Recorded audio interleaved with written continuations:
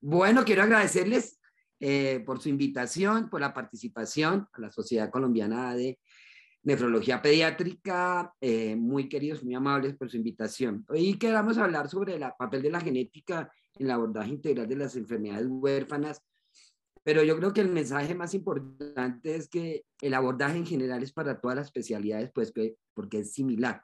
En general, sí, claro, ponemos atención en la parte de la historia familiar y todo, pero yo creo que la historia clínica es lo que nos permite hacer el enfoque inicial para este grupo de enfermedades.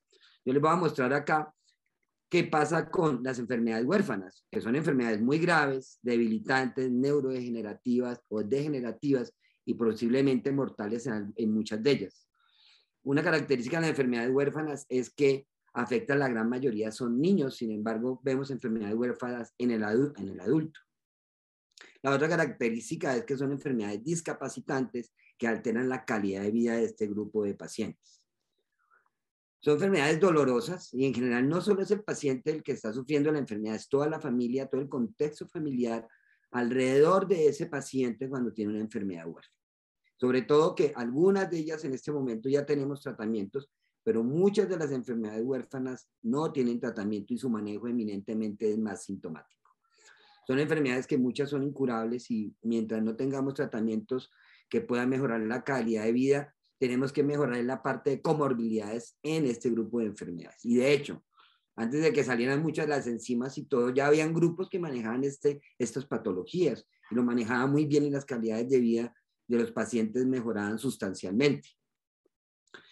Ahora, ¿cuál es el problema de estas enfermedades? Primero tenemos una falta de un diagnóstico precoz. Nos demoramos en hacer los diagnósticos. ¿Y por qué nos demoramos? Eminentemente es por la falta de información. A veces no conocemos, en las escuelas de medicina no las vemos, ¿sí? Ahora estamos viendo y es creo que un gran logro que con los simposios en las diferentes sociedades de verdad se está logrando que todos conozcamos mucho más de este grupo de enfermedades. También faltan muchos controles de calidad para el manejo de pacientes. Lo otro es el alto costo de los medicamentos y pues la desigualdad en obtener esos medicamentos. Afortunadamente con la legislación que tenemos en Colombia, cuando logramos hacer diagnósticos precoces o aún un poco tardíos, logramos en los casos que hay tratamiento, iniciar los tratamientos en estos pacientes. Pero veamos las causas de enfermedades huérfanas. La gran mayoría, el 87%, son enfermedades genéticas. Y dentro de esas están las mendelianas, es decir, hereditarias, hay cromosómicas, hay mitocondriales y otra forma que son las idiopáticas. 20% corresponde ya a enfermedades multifactoriales, bacterianas, virales, teratogénicas.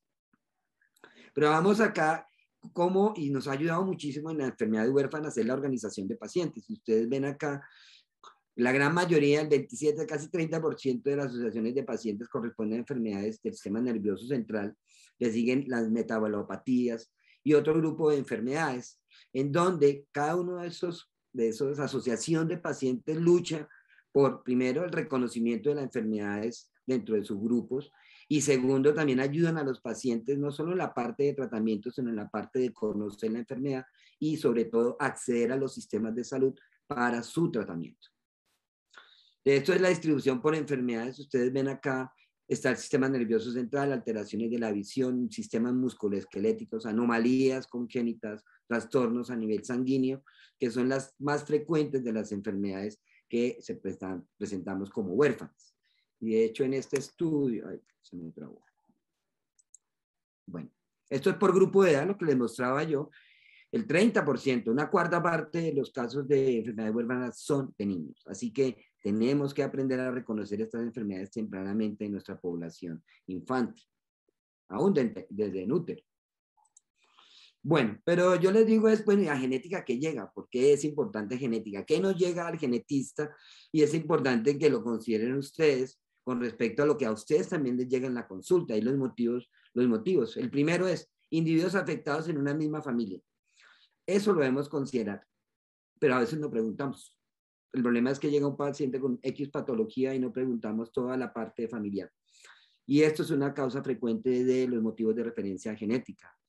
Otra muy importante que siempre debemos tenerla en cuenta es inicio temprano de las patologías. Y en este caso es el cáncer familiar, los tipos de sordera, Demencia, enfermedades cardiovasculares. Igual, tenemos que demencia y enfermedad cardiovascular siguen siendo enfermedades multifactoriales, normalmente en el adulto mayor, vamos a ver, pero cuando vemos esas patologías tempranas, es un motivo que es de preocupación y que debe considerarse como una patología genética.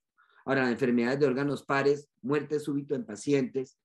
Otros motivos es el aborto recurrente, si hay 2 o más patologías asociadas. Estamos viendo en nefrología si tenemos una nefropatía, tenemos una tubulopatía asociada a sordera o otra manifestación. Pensemos que uno dice, bueno, ¿y cómo uno esos 2 síntomas? Siempre es probable que cuando tengamos 2 patologías que teóricamente no se deberían ver juntas, es posible que sea una causa genética. También los fenotipos, las características fenotípicas de los pacientes, los retardos en el desarrollo, los déficits cognitivos, niños síndromes hipotónicos o pacientes con síndromes de movimientos anormales. Veamos algunos casos. La primera gráfica que ustedes ven acá es un niño que le falta acá en hipoplasia, por ejemplo, el pectoral, eso es un POLA, o niños con apéndices preauriculares, o niños con onfaloceles. Si ustedes ven, este es un niño que tiene un síndrome de Escobar que tiene pterigio en las extremidades acá, a nivel del brazo, también a nivel de las rodillas, niños que tienen polidactilia, o pacientes como este paciente que tenía una trigonocefalia, es decir, que tenía acá una estructura metópica prominente, desde en cuenta los ojos que se ven cortas las fisuras y que tenían las cejas arqueadas. Estos son parte de los hallazgos que todos los días estamos viendo en la consulta. Pero si ustedes ven este gran grupo de hallazgos, eso es lo que nos llega y que probablemente ustedes tengan también un grupo muy grande de hallazgos clínicos y a nivel de motivos de consulta en donde deben ser consultados por genética. Veamos en la enfermedad actual. Yo siempre he dicho que la enfermedad actual la debemos resolver como el desarrollo y la historia natural en el paciente y qué estudios se han realizado. Y es la única forma. Bueno, estamos en la Sociedad de Nefrología Pediátrica y afortunadamente en la parte pediátrica normalmente siempre se preguntan todos los antecedentes, no, pero a veces cuando van a la consulta y están rotando con nosotros residentes de especialidades de adultos, normalmente el paciente que nosotros vemos adultos, nosotros también hacemos toda la investigación de su parte perinatal, su parte de desarrollo. Y eso es parte de lo que nos ayuda a llegar a un diagnóstico. Entonces, no es raro que uno pregunte en un adulto hallazgos o antecedentes si los conoce para poder llegar a un diagnóstico. Y eso es uno de los ejemplos. Esta patología, la distrofia muscular de Duchenne, veamos esta historia natural de este grupo de pacientes. Ustedes ven aquí que el niño puede tener un retraso en el lenguaje, o hay niños que se demoran en su desarrollo motor. Y ya con eso, cuando un niño tiene 10, tiene 12 o 13 meses y no camina o no se levanta, yo ya empiezo a preocuparme y nos debería empezar a preocupar. Hay mamás que llegan los niños a los 15 meses y el niño no se para, no tiene que marcha. Ya uno debe pensar que algo está pasando y probablemente, y viendo las frecuencias, puede ser una enfermedad muscular. Y es en cuenta que empiezan ya los problemas de marcha, caídas frecuentes, el niño es torpe, es el niño que no juega, posteriormente ya empieza a tener algunos signos clínicos. Entonces, todos estos hallazgos tempranos son los que nos permiten hacer un diagnóstico que sea una distrofia muscular. No estamos colocando ya apellido, estamos diciendo, es probable que tenga una enfermedad muscular. ¿Cuál de todas? Vamos a mirar. Pero son hallazgos que tan sencillos como tener un retraso en el desarrollo del lenguaje, pero además un retardo motor, nos debe hacer pensar que puede ser una enfermedad muscular. O también tenemos casos como la enfermedad de Fabry que ustedes conocen, en donde en la enfermedad de Fabry vamos a encontrar que los niños van a consultar eminentemente son las causas más grandes. Primero, dolores, acroparestesias, dolores que son no específicos asociados a que el niño hace fiebre, tiene dolor abdominal y nunca se hace un diagnóstico porque no se sospecha. Y empiezan a aparecer algunas lesiones en piel que se llaman angioqueratomas y uno dice, ahora sí unamos esos dolores con los angioqueratomas y eso me hace pensar que esa es una enfermedad de Fabry. ¿Qué pasa en el futuro? Vamos a tener enfermedad renal, enfermedad del sistema nervioso central y enfermedad cardíaca. Y la enfermedad renal no siempre es del adulto. La enfermedad renal en los niños con enfermedad de Fabry puede aparecer muy tempranamente. Entonces, estos hallazgos sumados a tener las acroparestesias o alteraciones abdominales son lo que nos hace pensar el diagnóstico. Para la enfermedad de Fabry pueden pasar por 6, 7, 8 especialidades y no se hacen diagnósticos. O también tenemos patologías como las distrofias musculares. Des en cuenta el cuadro clínico que puede dar una enfermedad, y eso lo tenemos que conocer en general, aplicado a otras especialidades. Yo puedo tener desde el niño clásico con una enfermedad muscular, de la distrofia muscular de Duchenne, pero puedo tener niños que tienen una CPK elevada, o pacientes que hacen solo calambres y meoglobinuria. Y eso ya nos hace pensar que puede ser un espectro de la enfermedad. Y acá tengo, por ejemplo, la historia natural de la enfermedad de Duchenne y Becker. Les en cuenta que son niños que se hacen diagnósticos, bueno, en los 60 se hacían diagnósticos mucho más tardíos, la pérdida para levantarse, la pérdida de la marcha, después para alimentarse y la muerte temprana. Ya el diagnóstico empieza a hacerse más tempranamente, igual siguen los hallazgos de pérdida de la ambulación, entran a ventilación y fallecen, y ya con el uso de esteroides y hacer los tratamientos a nivel cardíaco preventivos, empezamos a tener que tiene una mejor calidad de vida y tiene una demora, digamos, que en la mortalidad en este grupo de pacientes, aunque ya hay medicamentos que están mejorando mucho la calidad de vida de este grupo de pacientes. Pero viene la otra parte, los antecedentes. Yo pienso que los antecedentes nos ayudan bastante. A veces hacemos diagnóstico solo con los antecedentes. Tenemos que decir si el niño fue pretérmino o no, si hubo infecciones perinatales o no las hubo, si se expuso a teratógenos, qué tipo de teratógenos. A veces es frecuente que uno pregunta es, ¿la mamá sufre de epilepsia? ¿Qué medicamentos anticonvulsivantes usaron?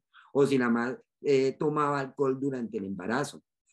Cosas tan sencillas como esas que nos hacen hacer el diagnóstico. Si el niño fue macrosómico o fue muy pequeño al nacimiento, cómo fue el Apgar, si el niño inútero tenía movimientos o si le han hecho estudios prenatales. Y veamos acá, por ejemplo, algo muy frecuente, el síndrome de alcohol fetal. Es un niño que normalmente consulta tarde, es un normalmente no consulta temprano. Es el niño que consulta ya cuando está en el colegio, en donde tiene unos trastornos del aprendizaje, de las habilidades escolares. Cuando uno empieza a preguntar a la madre o a los cuidadores qué pasó con los antecedentes de la madre, ellos nos dicen, y es frecuente, Micho, el alcohol fetal en los hospitales de secretaría es frecuente encontrarlo.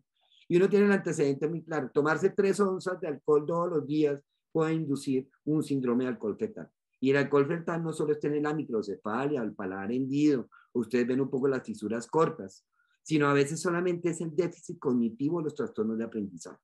Y el diagnóstico, ¿cómo fue? Solo con historia clínica, nada más. Yo después voy y confirmo con el examen físico. Lo otro muy importante es todo el neurodesarrollo. ¿En qué momento alcanzó su neurodesarrollo? Pero algo, y claro que quiero ser muy puntual acá, es regresión de los hitos del neurodesarrollo. Cualquier trastorno que implique regresión de los hitos del desarrollo, yo ya tengo que pensar en que es una enfermedad neurodegenerativa, una encefalopatía, etc.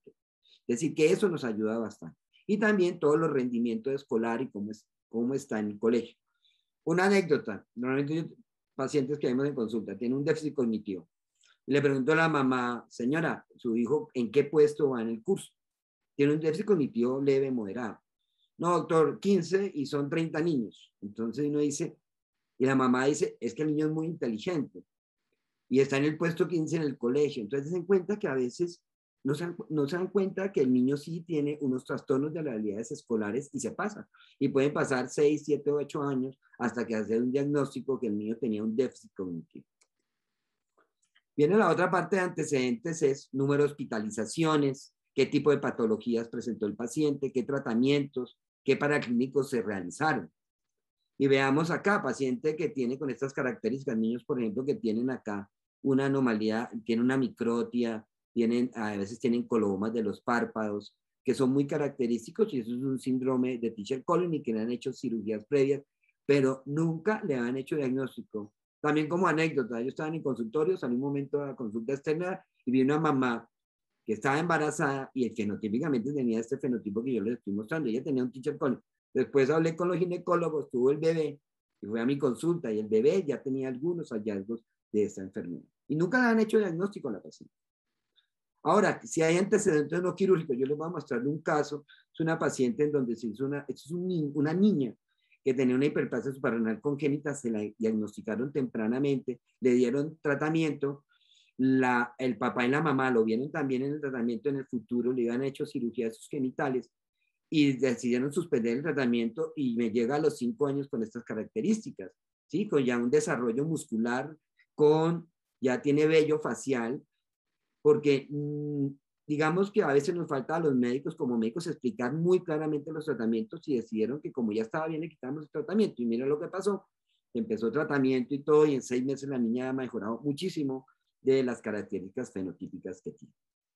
Ahora, en revisión del sistema siempre es preguntar cada sistema. Cosas tan sencillas como, ustedes ven acá una unidad de recién nacidos, es un niño que tiene fases inexpresivas, no mueve los ojitos, ¿sí? Esto es un síndrome de Moebius, es fases inexpresivas y no hay movimientos oculares. Este es un niño con fases toscas, es un paciente que dio trato con enfermedad de un maratolamí y fue a consulta por infecciones recurrentes y porque tenía una baja talla, pero cuando lo examino tiene las fases toscas, pero además tiene organomegalios. Esta niña, por ejemplo, llegó ya grande a consulta, tenía antecedentes de hipoglicemia y cuando la vemos lo que tiene es una hepatomegalia. Ella tenía una enfermedad, una glicogenosis, tenía una enfermedad de von Wieck. O esta niña que tenía hiperlaxitud, que nos la mandan de ortopedia porque le llamaba la atención que era hiperlaxa, esto es una enfermedad larsa. O esto es un paciente, bueno, estos son nuestros primeros pacientes que hacemos tempranamente con un hipotiroidismo en tratamiento. Fue nuestro primer bebé que hicimos el tamizaje en la Secretaría de Salud hace 20 años. Fue el primer diagnóstico de bebé con hipotiroidismo congénito.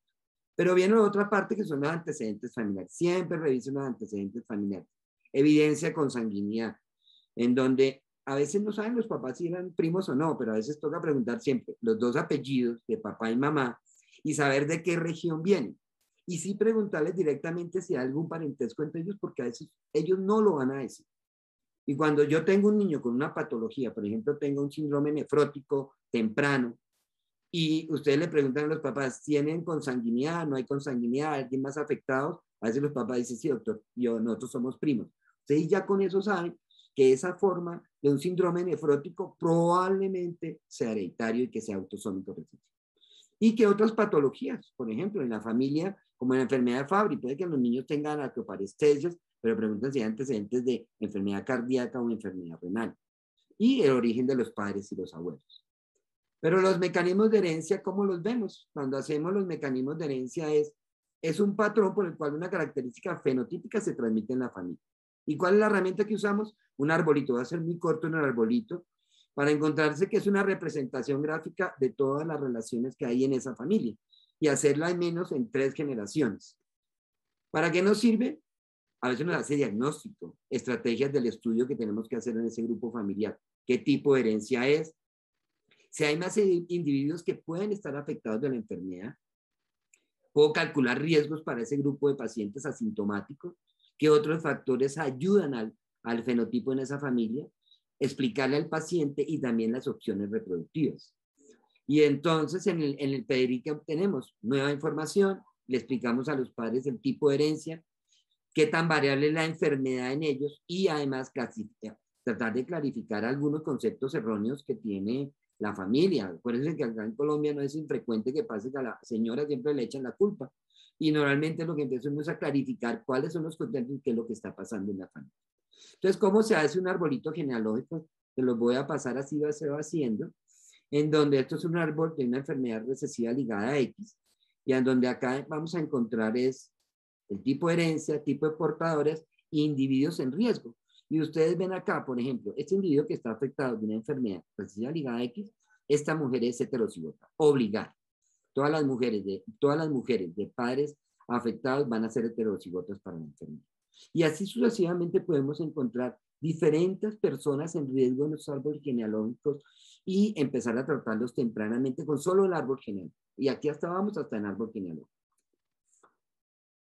Este es el árbol genealógico de la paciente que encontramos con enfermedad de Fabry. Yo les voy a mostrar acá el primer paciente índice que me llegó a mí. Es un paciente que me envió dermatología. Ellos encontraron angioqueratomas y dijeron, lo más probable es que es una enfermedad de Fabry y la remitieron a la consulta de genética. Y en la consulta de genética hicimos el árbol genealógico, le hicimos todas las pruebas cardíacas, renales, confirmamos la deficiencia de la alfa-galactosidasa, se hizo el estudio molecular y empezamos a mirar la familia. Entonces, el señor tiene a su hermana tiene 3 hijos, y estos 3 hijos, cuando voy a preguntarle a la mamá, ella me dice, no, doctor, es que ellos se quejan mucho de dolores, a veces no pueden ir al colegio, a veces les da fiebre, tienen dolores abdominales. los citamos a consulta y encontramos que tenían estas lesiones que ustedes ven acá, ya tenían angioqueratomas a nivel umbilical, eran las fotos del tío y las otras fotos. Entonces ya con eso hacemos diagnóstico, ya era solamente hacer el estudio y empezar tratamiento. Este arbolito genealógico que les traigo es porque a veces la familia no les dice, señora, ¿hay alguien parecido en la familia? Y entonces dice, no, doctor, allá todos somos igualitos. Y si ustedes ven este árbol genealógico, es una enfermedad de Hunter, que es una enfermedad ligada a X, una mucopolisacaridosis, y es en cuenta a los afectados. Es en cuenta a los afectados en esa población y las mujeres heterocigotas. Es decir, que a veces los fenotipos uno tiene que preguntar, porque si yo he vivido siempre, toda mi familia es así, pues yo digo, pues si todos somos así, todos no tenemos ninguna enfermedad. ¿Sí? Cuando uno ve las fotos, y por eso en genética a veces pedimos fotos para mirar qué es lo que está pasando en la familia. Y los arbolitos genealógicos nos permiten para definir también cálculo de riesgos. Acá, por ejemplo, esta señora va a consulta y dice, doctor, yo quiero saber cuál es la probabilidad, esto es para una enfermedad de Duchenne, por ejemplo, ligada a X. Hay 2 hombres afectados, esta mujer es portadora obligada, heterocigota, y esta mujer, la hija de ella, ¿qué será? Y ella dice, no, doctor, pero yo tengo ya 3 hijos y todos son sanos.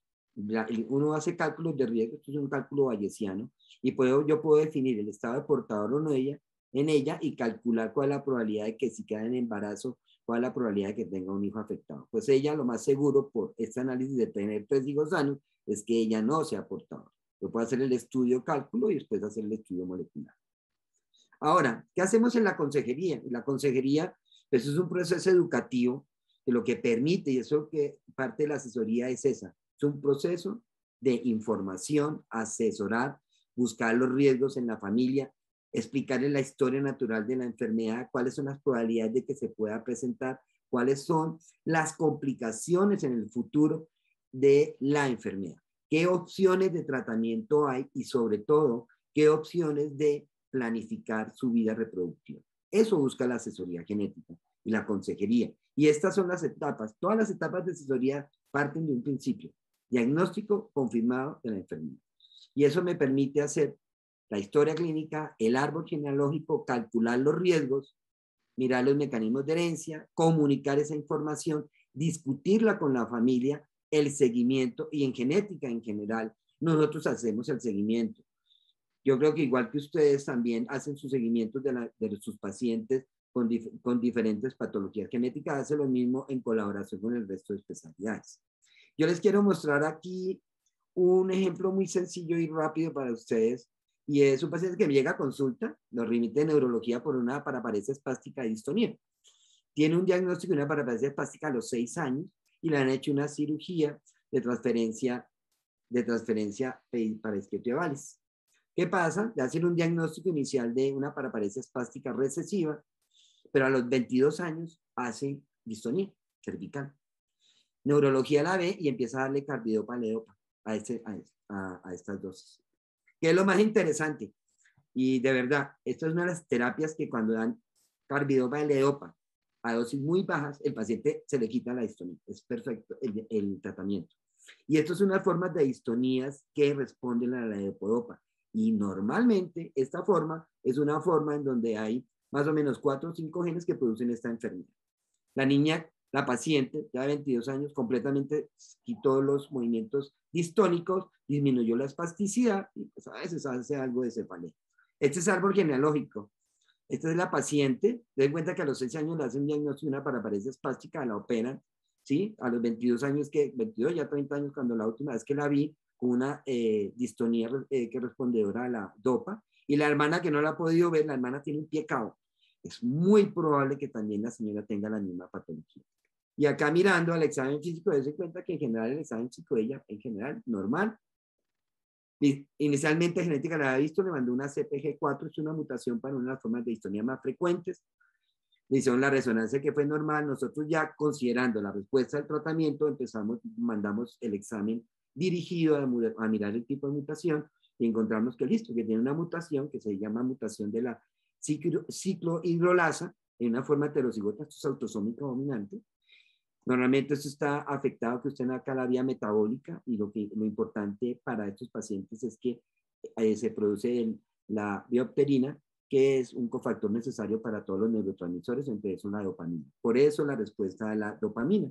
Pero una característica que llama la atención. Mutaciones en este gen le pueden dar a ustedes 3 fenotipos. La clásica, una forma de distonía con retardo motor, o la forma con parkinsonismo asociado a efectos neurodegenerativos. Tratamiento, pues el tratamiento de la L-Dopa y el manejo es muy sencillo y los pacientes responden muy bien a ese tratamiento. Nos esperan futuros retos, creo, para terminar, creo que es lo que nos llama más la atención, es, bueno, ¿qué va a pasar con todo esto en el futuro? Este es un proyecto que se hizo en el 2019 que se llama secuenciación para recién nacidos de exoma genómica.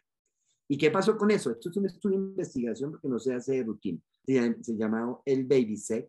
¿Y qué es lo que quería mirar en ese estudio? Era mirar, ampliar el espectro de enfermedades, mirar otras enfermedades diferentes al tamizaje que hacemos, hipotiroidismo, etcétera. Mirar a ver que los pacientes no tuvieran tanta demora en el diagnóstico precoz, tratamientos tempranos, detectar pacientes portadores y farmacogenética. Pero veamos acá unas características importantes. Acá es muy sencillo, no voy solo en esa primera parte. Son recién nacidos donde se encuentra una mutación en BRCA2. BRCA2 es uno de los genes más importantes de mutación de cáncer de mama. Entonces empiezan a aparecer las nuevas preguntas es una mutación que es patogénica. ¿Qué vamos a hacer con esa niña? Porque esa niña tarde o temprano va a desarrollar un cáncer de mama y va a desarrollar un cáncer de ovario. Y vienen las otras grandes preguntas también, y eso también es un mensaje para todos, es si nos hacemos un genoma o nos hacemos un exoma, probablemente vamos a encontrar variantes que vamos a ser portadores. Y des en cuenta que el número de variantes 19, una variante, 2 variantes, tener 3, 4, 5, 6, 7, implica que nosotros en general somos portadores para patologías genéticas. En general todos tenemos variantes. ¿Qué es el control en el trabajo? Primero, enfermedades de inicio temprano, 9.4% de la población. Se detectaron enfermedades que se van a presentar en el adulto. Se presentan el estatus de portador en el 88% de los pacientes y variantes farmacogenéticas en el 5%. Entonces, esto nos abre las perspectivas de decir, tenemos estas herramientas, ¿qué va a pasar con esos pacientes? Estamos detectando enfermedades muy tempranas que tienen efectos en el adulto. Hay pacientes que se encuentran mutaciones a nivel cardíaco y lo van a desarrollar en el futuro, ¿sí? ¿Qué tan bueno o qué tan malo son parte de la discusión que actualmente se está dando para hacer diagnósticos muy tempranos de este grupo de enfermedades?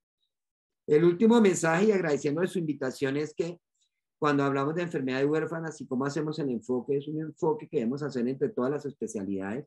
Creo que el seguimiento, como hemos visto hoy toda la mañana, de las enfermedades huérfanas, implica que no solo es una especialidad la que puede manejar el paciente, de hecho hay muchas comorbilidades que se tienen que trabajar en común en un grupo. Yo me hago la pregunta de si tuviéramos un niño con una enfermedad huérfana, ¿dónde nos gustaría llevarlo para manejo? Y la respuesta es que nos gustaría que tuviera un centro o un grupo de especialidades que manejaran esa patología, porque esa es la forma para que un paciente evolucione satisfactoriamente, disminuir las comorbilidades y en los casos que hay tratamiento, el seguimiento a corto y largo plazo de su enfermedad. Doctores, doctoras, muchas gracias por su atención, muy amables y abierto a las preguntas, mis queridos.